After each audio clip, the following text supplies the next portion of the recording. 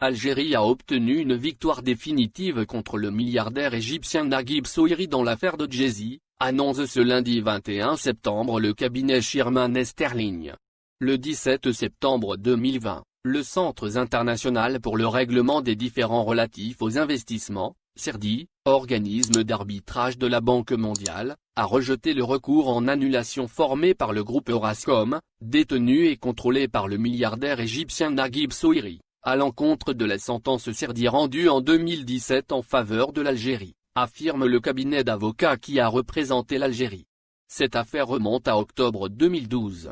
Le groupe Orascom avait introduit une procédure d'arbitrage devant le CIRDI et réclamait plus de 4 milliards de dollars à l'État algérien à titre de réparation pour le prétendu mauvais traitement qu'aurait subi Djezzy, rappelle le cabinet. En parallèle, Orascom Telecom Holding, principal actionnaire d'Orascom Télécom Algérie, OTA, entamait une procédure d'arbitrage parallèle sur les mêmes faits et réclamait pour sa part pas moins de 16 milliards de dollars américains, selon le même cabinet. Cet arbitrage a donné lieu à une transaction en 2014, dans le contexte de l'acquisition par le Fonds national d'investissement, FNI, d'une participation de 51% dans la société OTA.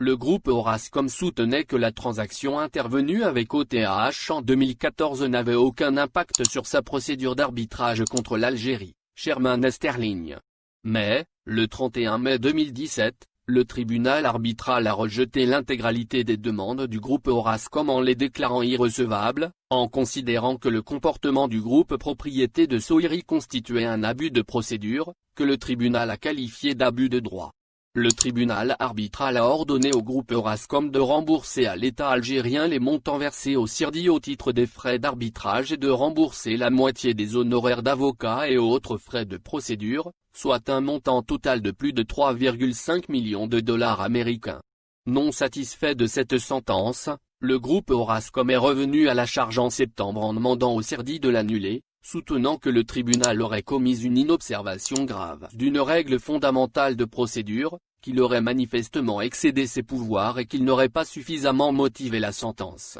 Mais il est débouté une dernière fois, le 17 septembre dernier. Le comité ad hoc du CIRDI chargé de connaître de cette demande a décidé à l'unanimité de rejeter tous les griefs formulés par le groupe Orascom à l'encontre de la sentence et de mettre à sa charge l'intégralité des frais du CIRDI engendrés par la procédure d'annulation, à savoir 755 000 dollars américains, indique le cabinet d'avocats. La décision du comité ad hoc ne pouvant plus faire l'objet d'aucun recours, la sentence du 31 mai 2017 est désormais définitive, affirme Shearman & Sterling. Nous nous réjouissons de cette décision majeure pour l'Algérie qui, à ce jour, n'a jamais perdu d'arbitrage en matière d'investissement, s'est félicité Emmanuel Gaillard, conseiller historique de l'Algérie, qui dirige le département arbitrage international du cabinet Shearman & Sterling.